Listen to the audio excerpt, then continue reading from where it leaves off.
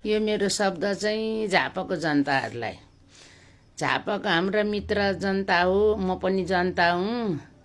त्यो ओली हत्यारालाई त्यो 76 जना हाम्रा छोरा नातिलाई मारेको त बिर्सिनु भएको छैन होला।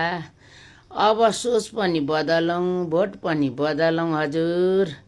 अब हामीले नयाँ नेपाल बनाउनु छ। गल्ती गरे भने भालिनलाई नि सजाय हुन्छ, रविलाई पनि सजाय हुन्छ। तर हामीले नयाँ नेपाल बनाउनका लागि तपाईहरुको हात, साथ, सपोर्ट चाहिन्छ। देश बिगार्ने र देश बनाउने जनताका हातमा छ हजुर। म एउटा बुढी मान्छेलाई त यत्रो आशा छ भने तपाईहरु युवाहरूले ती 76 जना मार्नेले तपाईहरुलाई पनि मार्छ, छोड्दैन। यो यस्तै यो 36 वर्ष राज गरेर पनि हामीलाई केही गरेन, अब केही गर्दैन हजुर। मधेस पहाड तराई कोही छैन पराई हजुर।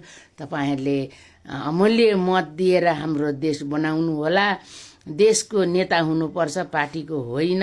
हजुरहरूलाई म 10 समलाई जोडेर म आमाले बिन्ती गर्छु, यो देश तपाईहरु युवाको हो, खेरो नफाल्नु होला मत।